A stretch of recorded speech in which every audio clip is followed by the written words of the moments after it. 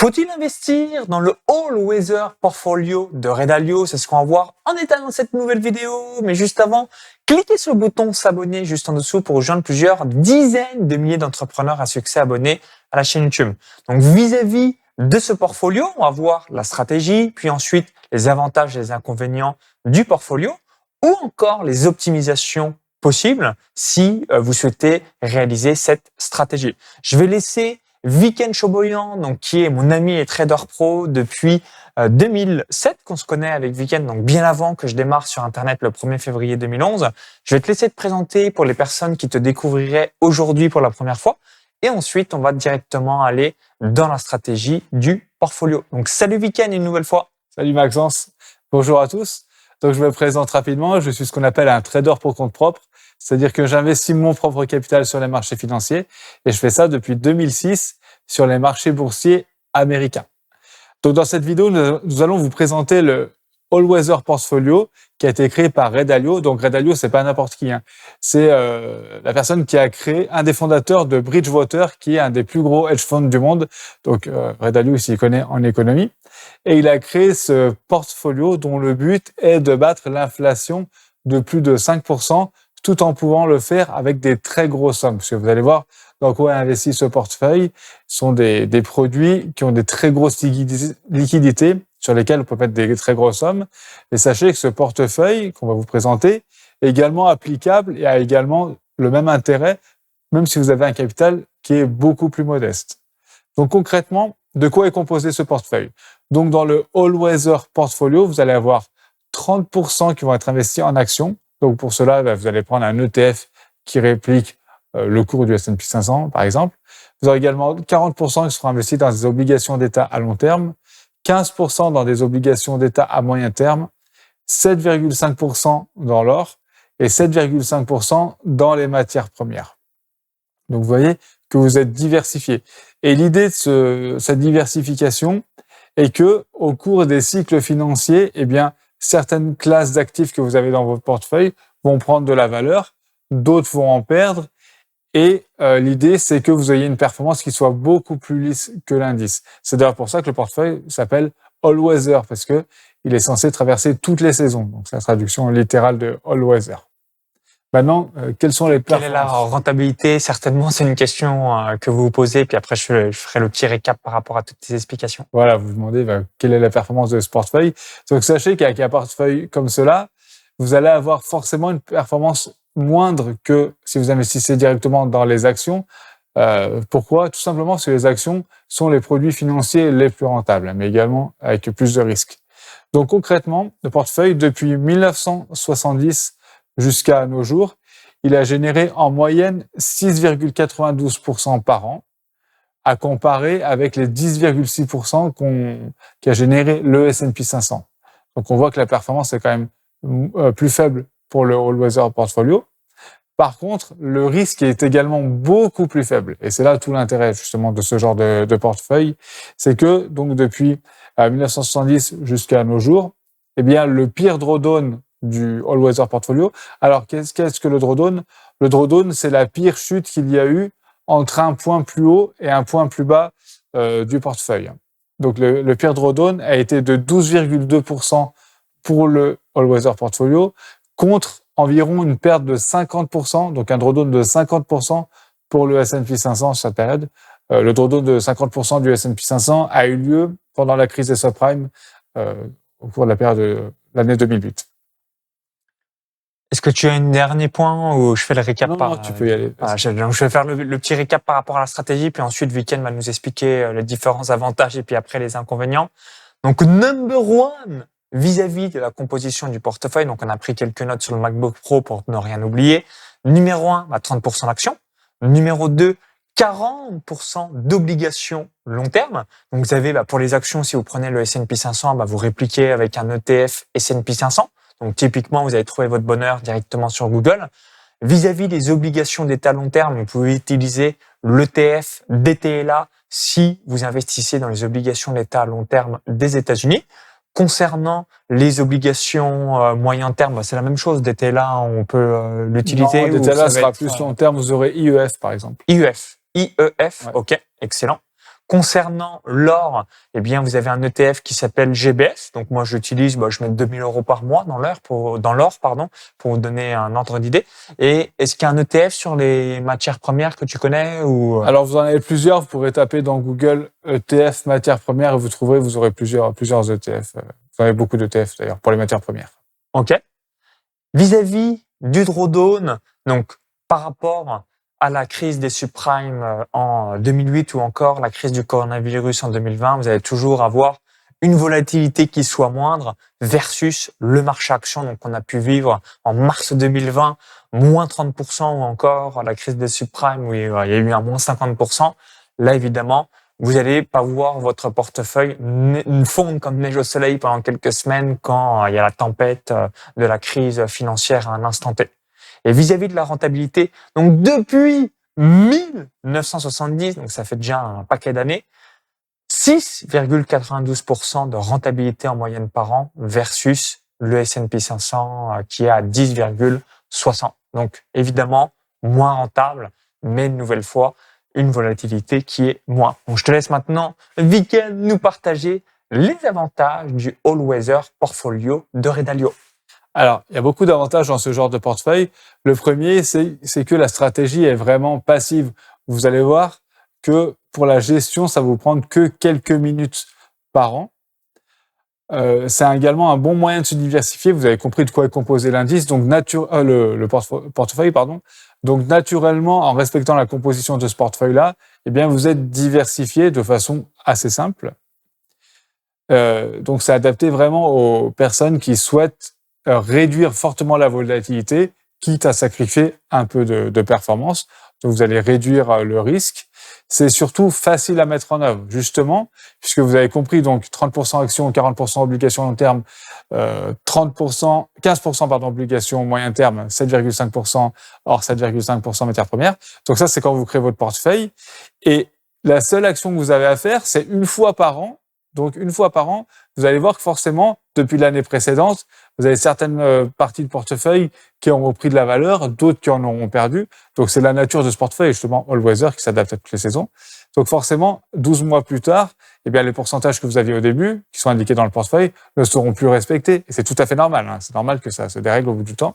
Et donc, chaque année, donc au début de l'année suivante, vous allez simplement, vous, devoir rééquilibrer les pourcentages pour retomber au pourcentage qu'on a indiqué précédemment. Donc, pour faire ça, vous allez vendre une partie des ETF qui ont pris le plus de valeur et cet argent-là, vous allez le réinvestir dans les ETF qui ont pris le moins de valeur pour équilibrer le pourcentage.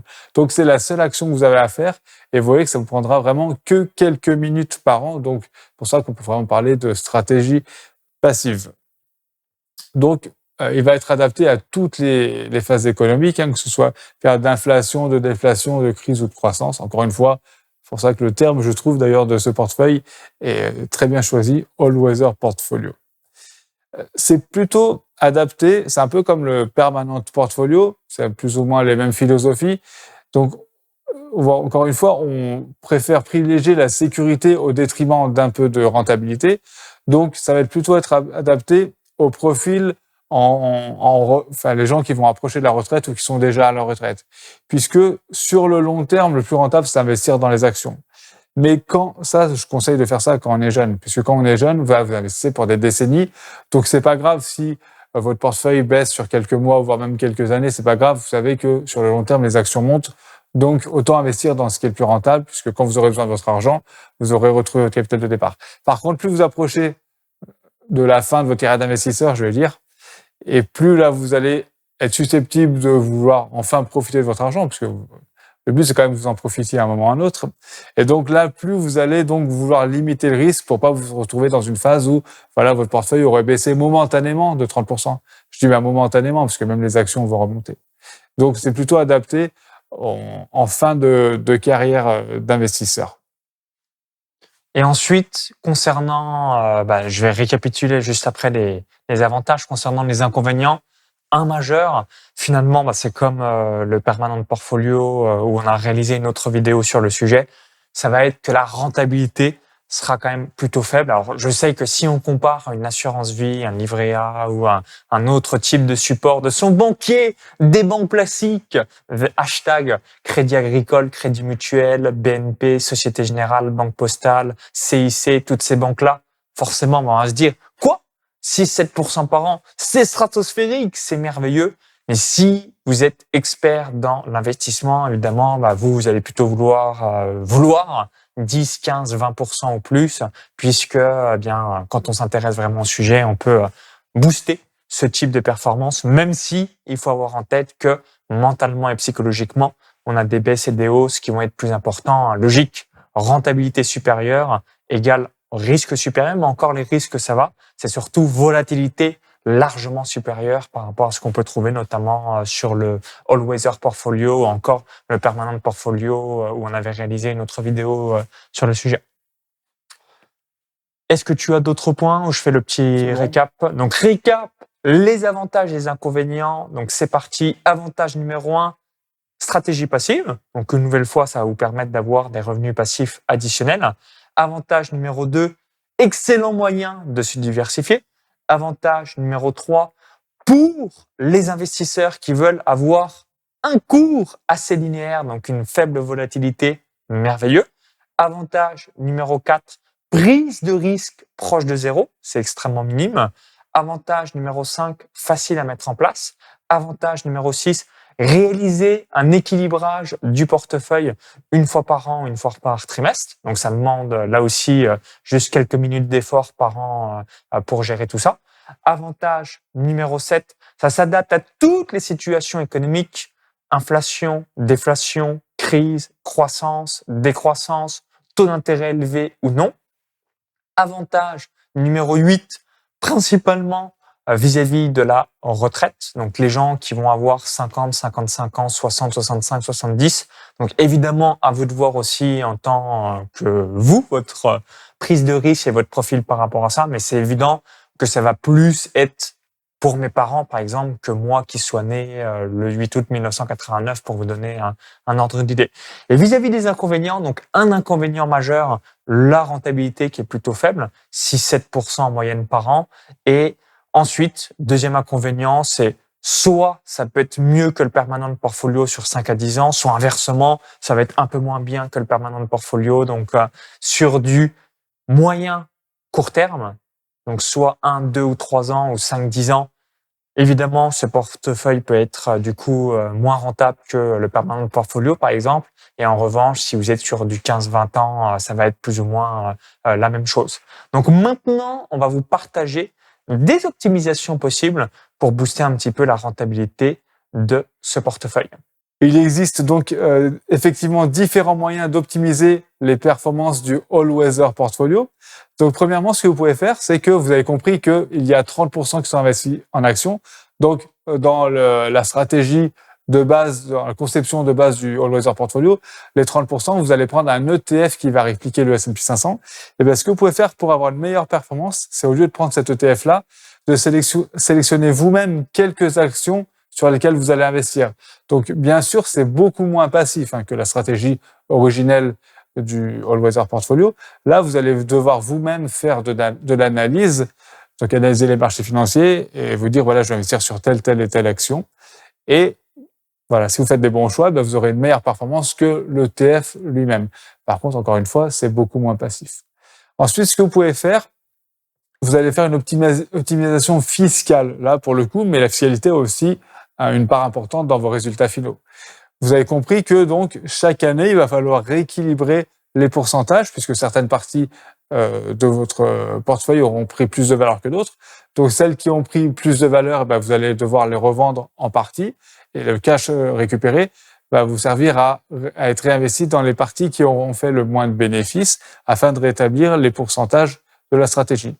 Et bien, ce que vous pouvez faire, à condition bien sûr d'avoir de l'argent que vous avez économisé par ailleurs. D'ailleurs, c'est ce qu'on vous conseille de faire. C'est chaque mois d'économiser une partie de votre salaire pour l'investir dans différents investissements. Et bien donc, ce que vous allez faire, donc l'année suivante, au lieu de revendre une partie des actifs qui ont pris le plus de valeur pour investir ce cash-là dans ceux qui ont pris le moins de valeur, eh bien, c'est de ne pas revendre ceux qui ont pris le plus de valeur. Par contre, vous, l'argent que vous avez économisé durant toute l'année précédente sur vos salaires, par exemple, eh bien, ce cash-là, l'investir dans les actifs qui ont pris le moins de valeur de votre all-weather portfolio afin, grâce à ça, de rééquilibrer les pourcentages et de retomber aux pourcentages qui sont préconisés par la stratégie. Donc ça, c'est une optimisation fiscale, mais qui aura aussi à long terme une grosse conséquences positives sur voilà. la rentabilité et tout ce qu'on va mettre en place. Exactement.